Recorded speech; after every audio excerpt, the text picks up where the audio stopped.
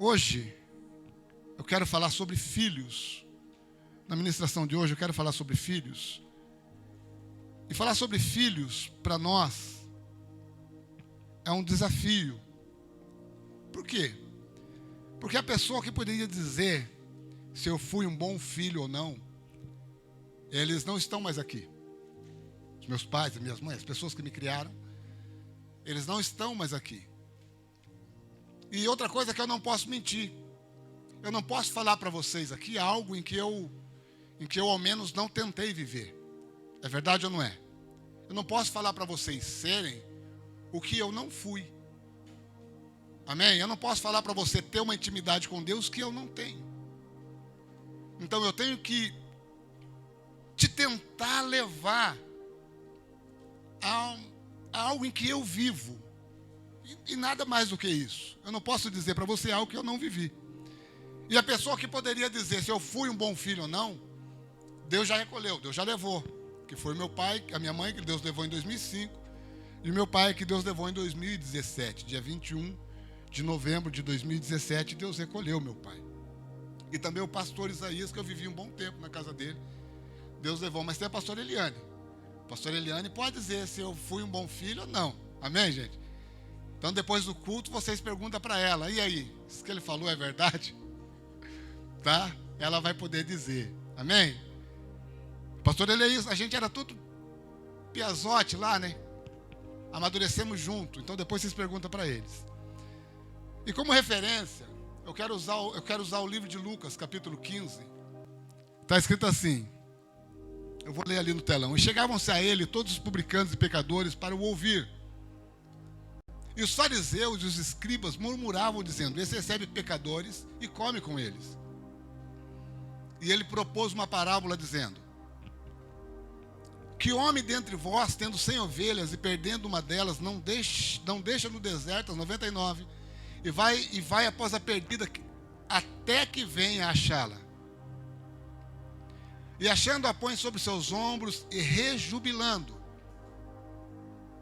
E chegando a casa, convoca os amigos, vizinhos, dizendo-lhes, alegrai-vos comigo, porque já achei a minha ovelha perdida.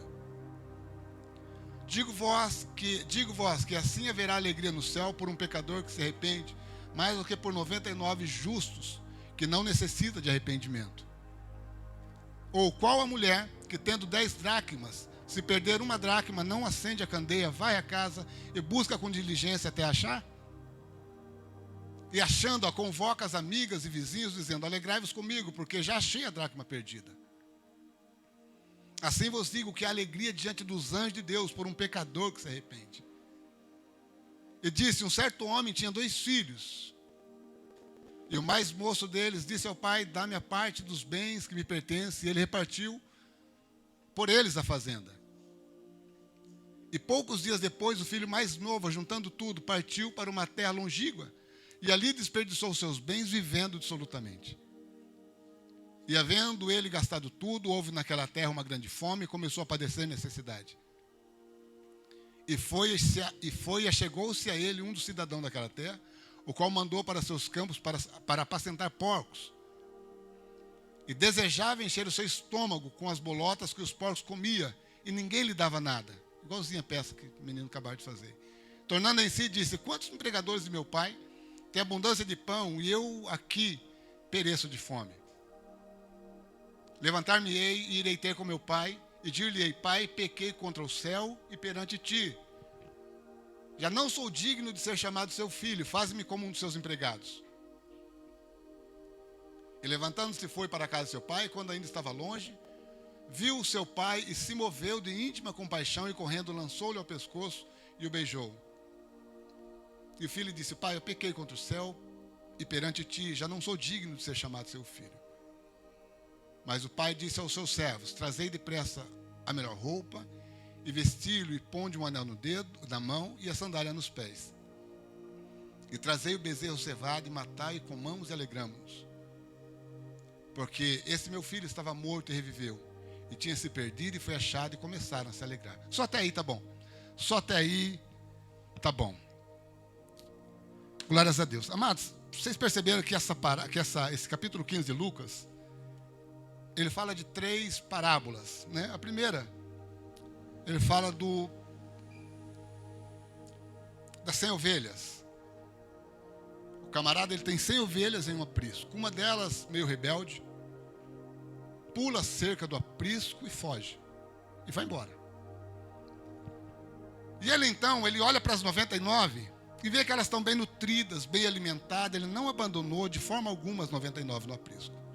Mas ele então fecha o aprisco para que ninguém mais escape e sai atrás da perdida. Ele vai atrás da perdida. Quem sabe ele passa dias, meses, eu não sei, mas enquanto ele não acha, ou ele não reencontra a ovelha que pulou a cerca e foi embora, ele não descansa. Agora, quando ele encontra, ele coloca no ombro, não sabemos quantos quilômetros ele andou. Pode ser que ele andou 10 metros, mas pode ser que ele andou 20 quilômetros, 100 quilômetros, não sei. É uma parábola. Mas ele a coloca no ombro e leva de volta para o aprisco. Sabe? Não que ele ama mais aquela do que as 99. Ele ama todas iguais. Mas é que ele não quer perder nenhuma. O pastor de ovelhas, ele não quer perder nenhuma. E a outra parábola fala a respeito de uma mulher que tinha 10 dracmas. Eu já falei sobre isso aqui, eu acho que eu já ministrei sobre isso aqui. E ela perde uma dessas dracmas. A dracma não tinha muito valor, mas ela perde dentro de casa. O maior problema não é nem perder a dracma. O maior problema é aonde a dracma foi perdida. Dentro de casa. Amados, existem filhos órfãos de pais vivos, tá? Existe mulher viúva de marido vivo. Existe marido viúvo de mulher viva. Porque o casamento está perdido dentro da casa. Os pais hoje não se preocupam mais com o que os filhos fazem. Né? Eu estava falando com um menino hoje, lá de São Paulo. E ele teimando comigo questão de teimando comigo questão de política. E ele falou, cara, na escola estão querendo ensinar isso, aquilo outro. Eu falei, cara, na escola, eu falando para ele, na escola, eles podem ensinar o que eles quiserem. Porque o espelho dos meus filhos sou eu. Não adianta eu querer jogar a responsabilidade sobre a escola. Está entendendo? Ah, mas é porque tinha uma revista de... Não estou dizendo isso porque, gente, eu não sou petista não, tá? Porque tinha uma revista lá, um negócio de homem com homem, mulher com mulher. Eu falei, cara, mas não é o que a escola ensina. Porque não adianta nada você não deixar o seu filho numa escola que está ensinando isso aí, mas você dá um celular para o seu filho que fica 24 horas por dia lá. Porque isso tudo está na internet, meu querido. É filho órfão de pai vivo. Filho órfão de pai vivo. Eu cuido muito da política do que a escola vai ensinar. Mas eu não cuido dos meus filhos dentro de casa. Está entendendo? Esses dias o meu filho falou para mim, falou, pai, quando eu casar e ter os meus filhos, eu quero criar os meus filhos do jeito que você me criou. Eu falei, misericórdia, filho. Brincadeira. Eu disse, por que, filho? Ele falou, pai, porque eu não tenho coragem sequer de mentir para vocês. E eu acho isso muito legal, somos muito transparentes. Sentado na mesa ontem fui tomar um café com a irmã Edna, com o Hudson e com o André. Não foi um café, gente. Não foi um... Quem falar que aquilo ali é um café, eu acho que nem Salomão sentou numa mesa igual aquela. Pensa no banquete, tremendo. E eu sentado ali, conversando com o Hudson e com a Andréia, e a Andréia falando para mim, pastor, nós somos transparentes demais com o Nicolas. Sabe onde às vezes a gente erra? E uma vez eu caí na real e sentei com o Lucas e com a Laís e falei com eles. E a Andréia ontem falou exatamente sobre isso. Porque às vezes a gente fala, filho, no pagamento o pai compra. Só que no andar da carruagem, acontece algum imprevisto. Aí chegou o pagamento, você não consegue comprar. Aí o seu filho vai dizer, mas você prometeu, pai. Você mentiu para mim. Então é bom ser transparente, é verdade ou não é? Filho, chega aqui.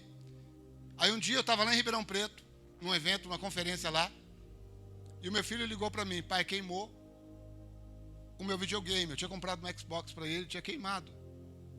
O pai queimou meu Xbox. Eu falei, espera o pai chegar que o pai vai comprar outro para você. Quando eu chegar em Sorocaba, eu compro outro. Quando eu voltei para Sorocaba, eu sentei com ele e disse para ele, filho, a partir de hoje, eu nunca mais, eu vou falar para você que vou comprar alguma coisa e aconteça o que acontecer, eu não vou cumprir essa promessa, eu não vou deixar de cumprir essa promessa. Se eu prometer que eu vou comprar, eu compro. Sabe, aconteça o que acontecer. Porque os filhos, eles criam expectativa. Só que a partir dali, a gente passou a ser mais realista. Porque qual que é a verdade que está na cabeça dos filhos? Que os pais são super-heróis, amados. Os pais são indestrutíveis. Eu sei porque quando eu olhava para o meu pai, eu olhava para o tamanho do braço dele, eu falava, meu Deus, esse aí é um gigante. Estou bem protegido lá do meu pai.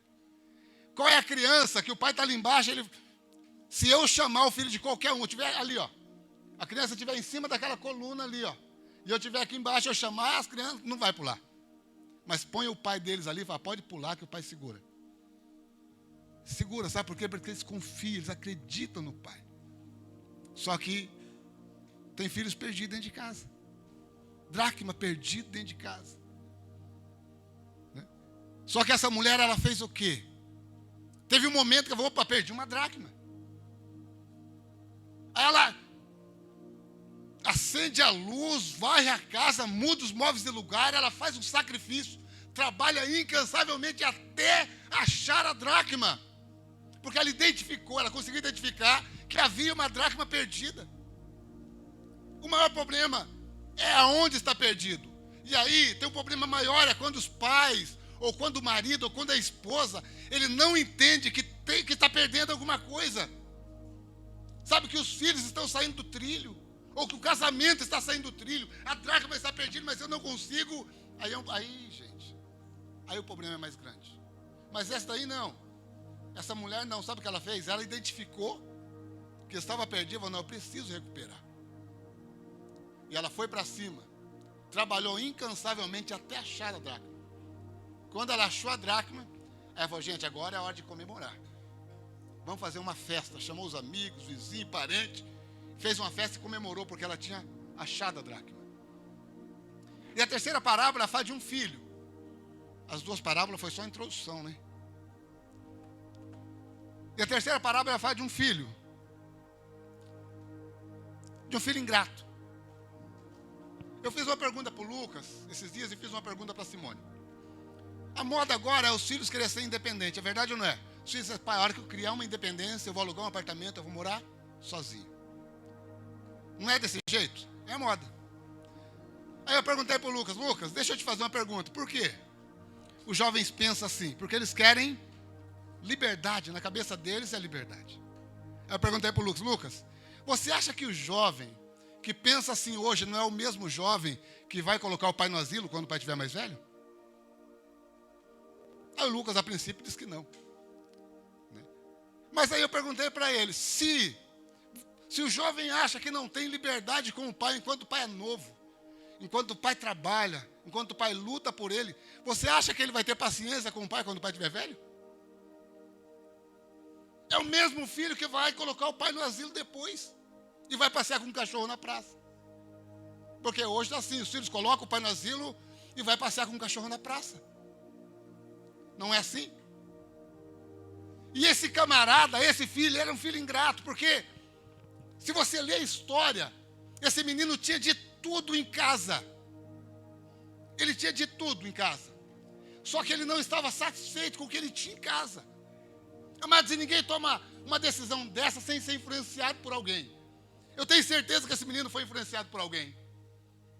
E de repente alguém diz para ele, cara, ó, você não tem liberdade da casa do seu pai, cara, sai de lá. Sai de lá.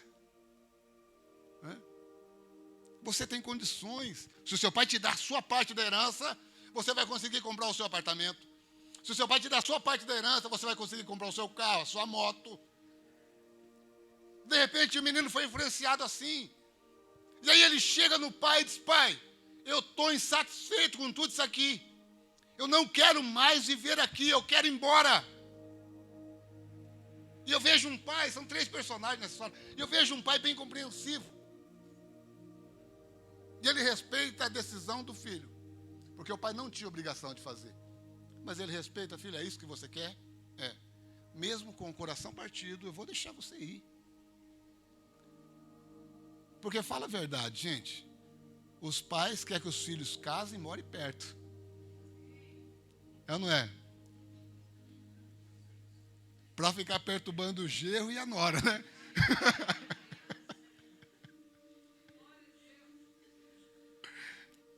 Essa é a verdade. Glórias a Deus. É isso que os pais querem. É isso que os pais querem. Os pais querem que os filhos fiquem perto. Os pais não querem que os filhos vão para longe. Os pais não querem que os filhos sumam, desapareçam. Não, os pais querem que os filhos fiquem perto. Agora, falando sério, foi uma brincadeira, mas falando sério, a gente já tem aqui bastante pessoas que têm filhos casados, né? Não era esse o seu desejo? Pastor Eliane, não era esse o desejo da senhora, que os filhos ficassem perto da senhora? Só que o pai respeitou a decisão desse filho. E liberou, falou, não, filho, pode ir embora. Só que a Bíblia diz, amados, que o filho ingrato faz um caminho de perca. Repita comigo, o filho ingrato faz um caminho de perca. Repita. Leia comigo Provérbios, por favor. Provérbios, capítulo 20, verso 20. Provérbios, capítulo 20 e verso 20. Coloca lá. Olha lá.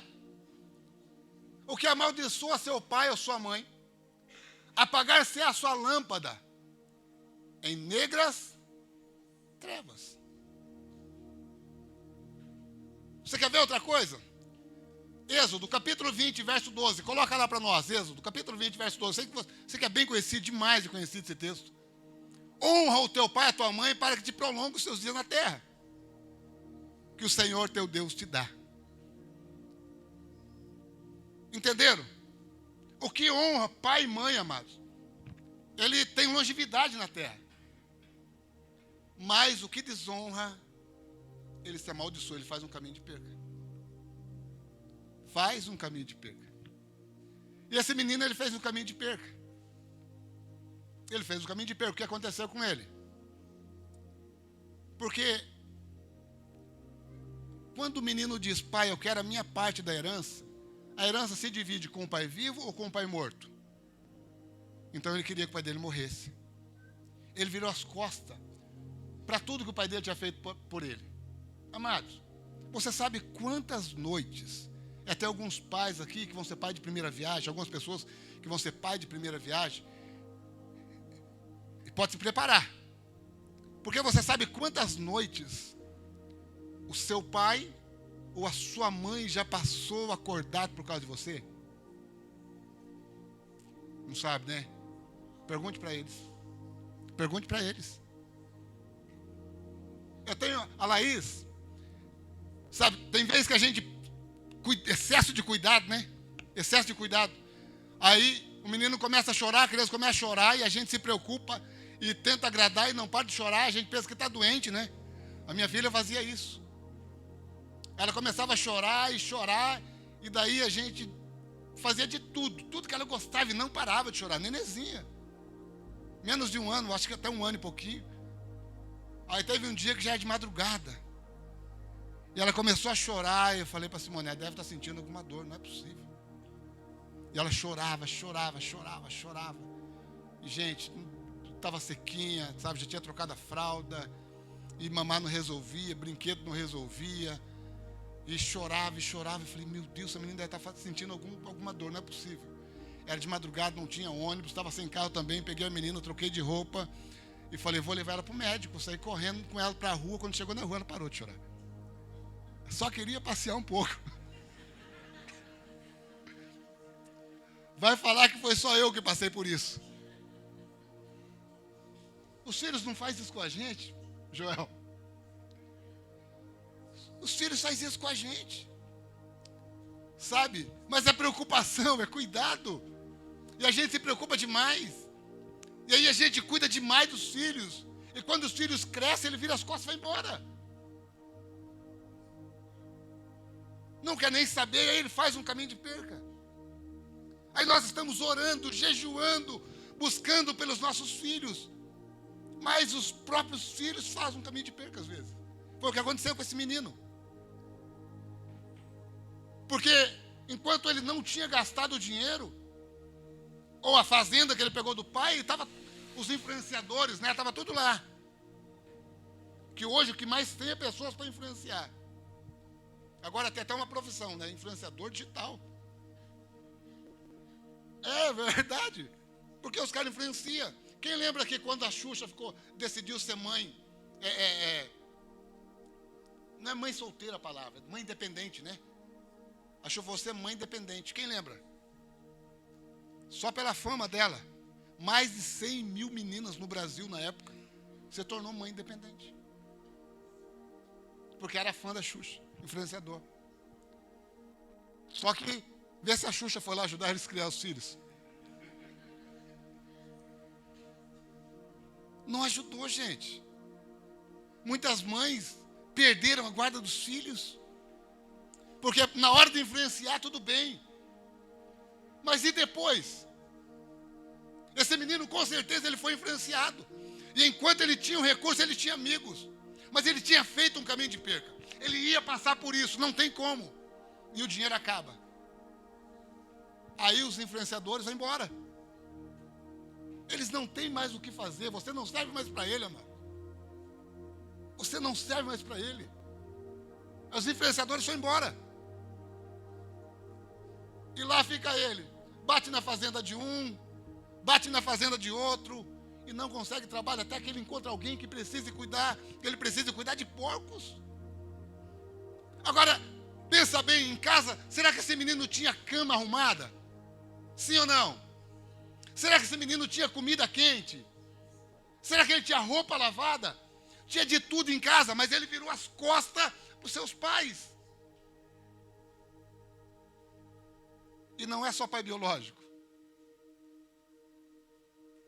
Também existem os pais espirituais.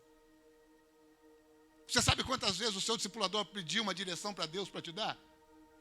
Sim ou não? Quanto tempo ele passou orando, Deus, eu preciso de uma direção para passar para aquele discípulo. Eu preciso. Você sabe quantas vezes, talvez o seu pastor dobrou o joelho para orar por você, porque ele ficou sabendo de um problema que você tinha. Puxa, o irmão lá está doente, eu preciso orar por ele. Né? Porque, amados, os pastores, o discipulador, o líder que seja, ele não precisa ligar para você para dizer, viu? Eu estou aqui orando por você, tá? Não precisa. Precisa, pastor? Você não precisa ligar para ninguém. Sabe que você está com um problema, a gente não precisa, viu? Ó, vamos orar. Tá, não, a gente não precisa disso. Basta orar. Você sabe quantas vezes o seu discipulador ou o seu pai espiritual jejuou por você, mas de repente os influenciadores, não, você não está bem ali, cara. Você tem potencial. Ó, você tem potencial. Estão freando você ali. Né? E aí, de repente, a gente acaba virando as costas para tudo. E ó. Só que daí, quando você se lasca lá na frente, os influenciadores vão embora. Aí eles se deixam. Eles se abandonam, aí você fica sozinho. E esse menino que tinha tudo em casa agora começa a passar fome. Porque ele fez um caminho. Eu quero ler um outro texto com você. Provérbios 22, 28. Eu acho que é isso. Ou é 23, 22. Deixa eu ver aqui. Sabe por que às vezes os filhos querem ir embora? Porque ele não quer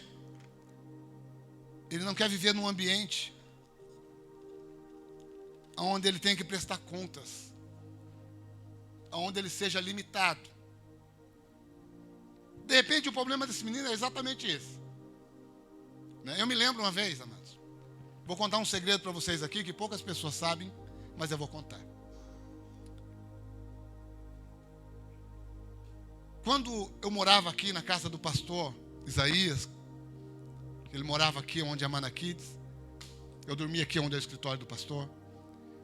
O pastor Isaías, a pastora Eliane, a avó Orlando falaram para mim, para entrar aqui até as 10 horas. Passou das 10, eu acho que eu falei sobre isso aqui, esses dias, não falei? Passou das 10, fechou o portão. O pastor disse, eu tinha 22 anos. Parece que foi ontem, né? Depois nós vamos orar pelo pastor Inês. Fez 18 anos ontem, gente. 18 anos, né, pastor? 18 anos de casado. Não é brincadeira. 18 anos. Brincadeira, pastor. E teve um dia. Primeiro dia eu cheguei 10h30. Aí entrei por aquele portão do fundo ali, aí quando eu entrei aqui, passei pelo corredor, tinha 2 cadeiras aqui, uma com a avó Orlando, outra com o pastor Isaías. Eu ia entrar para o escritório ali, onde eu dormia, nem nada, tem que ir. Aí foi uns 40 minutos de sermão, né? Eu disse, tá bom, pastor, tá bom. Mas estava um frio, mês de agosto, gente, mês de agosto. Passou-se umas 2 semanas, é que o nosso culto já acabava 9 e pouquinho, né? E aí a gente saía fazendo entrega. Tinha um pessoal que morava aqui na Trindade, outros lá no Capão da Embu, e nós saía fazendo entrega. E eu estava começando a me envolver com a menininha lá do Capão da Embuia. Cheguei aqui 10h30. Mas eu não perdi 5 minutos do Capão da Embuia. Mas cheguei aqui 10h30. Aí quando eu cheguei aqui, o portão já estava fechado. E daí eu fiquei com vergonha de bater palma. Eu fiquei com vergonha de chamar. Aí tinha uma Kombi vermelha. Quem lembra da Kombi vermelha? Aí o pastor tinha uma Kombi vermelha que ficava aqui na recepção. Pensa num frio. Mas eu dormi na Kombi vermelha. Tá? E daí de manhã cedo o pastor abriu a porta da igreja aqui. Aí eu estava levantando, limpando o olho ali. Né? Porque tem limites. Tinha limites. Né? Quer viver aqui? Tem regras, filho. Está entendendo? Você quer morar aqui? Quer viver aqui? Vai ter regras. E os filhos, ele vira as costas para o pai às vezes, porque ele não quer viver num ambiente em que tem regras. Em que ele seja controlado, ele quer fazer. É mais ou menos assim. Coloca lá para nós, 22. Deixa eu ver se é o 22, 28. 23, 22, deixa eu ver aqui.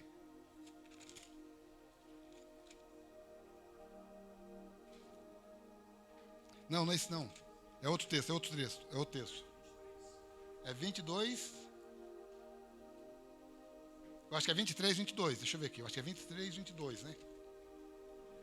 Deixa eu ver aqui, ó. Não, não é isso também não. Está errado aqui. Eu anotei aqui, está anotado aqui, ó. Não, não é isso não. Não é isso não. Está escrito, não remova o limite. Deixa eu ver o 22, 18, que eu anotei aqui. Está anotado, na verdade. Agora eu perdi. 22, 28. É não remova o limite que seus pais colocaram, é isso? Então é isso aí, 22, 28. Vamos lá. Ah, puxa vida. Olha, Deus abençoe vocês, viu? Ministério abençoado. Só não beba dessa água aí, João. Por enquanto.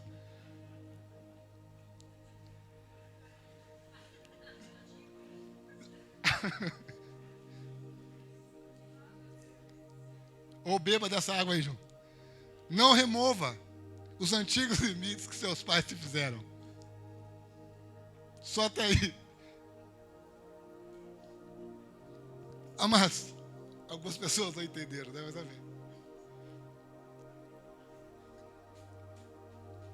Amados, aí os filhos querem remover os limites. Sabe o que eles pensam? Que está ultrapassado, está velho. É isso que está na cabeça deles. Ah, não, mas isso era para a sua época, pai. Ou seja, eles querem remover os limites em que os pais colocaram. Ah, antes, na sua época, podia chegar até as 10. Mas agora não pode chegar às 5, não. Não. Quer viver debaixo do meu teto, filho? Ó, tem limite. E na casa desse menino tinha limite, mas ele não estava feliz, então ele queria ir embora. E foi embora, virou as costas para o seu pai, mas fez um caminho de perca. Tinha tudo em casa, agora estava querendo se alimentar, comer comida de porcos. E aí ele cai na real. Aí ele cai na real e diz, poxa, lá em casa eu tinha de tudo. Aí ele lembra até dos empregados. Lá em casa eu tinha de tudo. Quem sabe cama arrumada, café quente na mesa de manhã. Quem sabe a comida na mesa toda hora. Não sei, tinha de tudo lá. E ele diz, os empregados de meu pai têm mais do que eu tenho aqui. Porque ele fez o caminho de perca, virou as costas. Para princípios, amado. Você pode negociar tudo, mas não negocie princípios. Princípios não podem ser negociados. Não dá para negociar princípios. A Bíblia diz que aquele que corrige o filho com a vara da correção, ele salva a alma do seu filho. Está escrito isso. Não, mas depois dos governos anteriores, antigamente, quando eu era criança, quando eu era criança, gente, eu apanhei de cano, apanhei de vara, apanhei de cinta, né? Aí depois, agora eu não posso, porque agora é crime. Na nossa vez, né? Na nossa vez aí não pode. Está entendendo? Por mais que você não possa erguer a mão para os seus filhos, e eu também acredito que não é na base da pancada que a gente resolve as coisas. Eu acho que eu nunca bati no Lucas. Ah, não. Uma vez eu dei uma mangueirada nele, sim. Eu vou contar para vocês o que aconteceu. Eu estava para sair essa lei, que eu não podia bater nos filhos. Eu falei, então deixa eu aproveitar antes que saia. Brincadeira. Nós compramos um terreno, construímos uma casa, e bem no fundo desse terreno tinha um cupim bem grande, e tinha um buraco bem grande debaixo do cupim. E um rapaz foi entregar um material pra gente lá, e bem do lado do buraco do cupim assim, tinha sabe quando a cobra troca de pele? Aí fica aquela pele, né, no chão assim. A cobra havia trocado recentemente, daí eu falei pra ele, fica aí, porque ela deve morar aqui nesse buraco aqui, né. Eu fui lá cutucar para ver se achava ela, que a pouco ele me gruda na perna, gente. Chegou a grudona. Aí vocês imaginam. Aí vocês imaginem a reação. Mas foi a única vez que eu bati nele. Foi a única vez. Eu não precisei bater. Sabe por quê, amados? Porque os meus filhos viram como que eu era com o meu pai. Você está entendendo? Porque eu sou a referência deles. E se eu amo meu pai, eles vão me amar. Está entendendo? É uma semente que eu planto no coração deles. Eles viram o tratamento em que eu dava para meu pai. Eles viram o cuidado que eu tinha com meu pai. E eles, como filhos, eles colocaram no coração: eu preciso dar o mesmo tratamento ao meu pai. O avô deles, que era o meu pai, pegava mais no pé deles do que eu. Pegava mais no pé deles do que eu. Mas eu sou feliz pelos filhos que tenho, que são abençoados. Então não é na base da pancada, é na base do amor. Eu e o pastor Douglas estávamos conversando um tempo atrás a respeito de respeito e de admiração.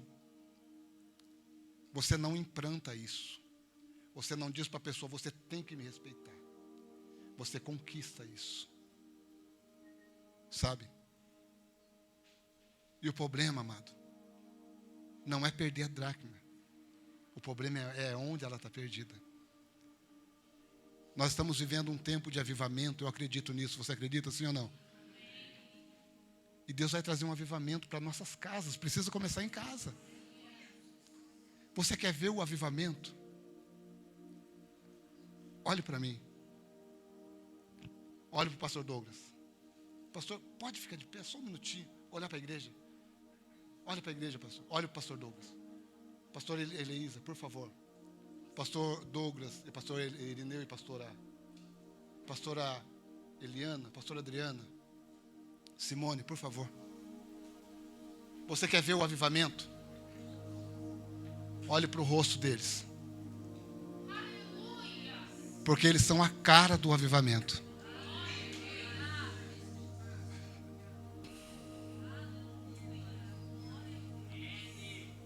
E o avivamento vai começar na sua casa. Tem gente procurando o avivamento em outros lugares, amado. Nós somos a cara do avivamento. Você precisa ser a cara do avivamento.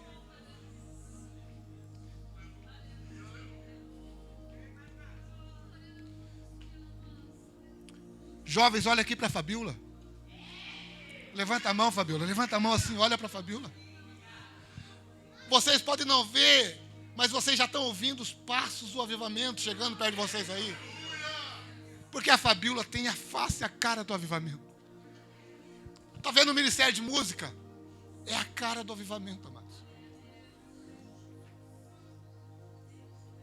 E ele não vai começar lá nos Estados Unidos, ele não vai começar na Grécia, ele não vai começar na China. Ele vai começar na sua casa. Ele vai começar na minha casa. Só que nós somos o espelho, a cara do avivamento. Aleluia. Feche os teus olhos, por favor, eu quero orar com você. Oh, Espírito Santo, obrigado. Xerianda lá, turianda lá, mas.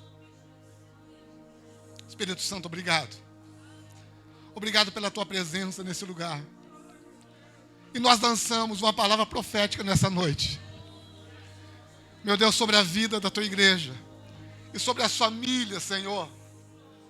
Sobre os pais, sobre as mães, sobre os filhos. Meu Deus, eu profetizo que as nossas casas, Senhor, vai começar a partir de agora, desse momento, viver um avivamento nunca visto na face da terra. Senhor, porque nós somos a cara, a face do avivamento. E eu profetizo isso nessa noite sobre a tua igreja. Pai, em nome de Jesus, em nome de Jesus.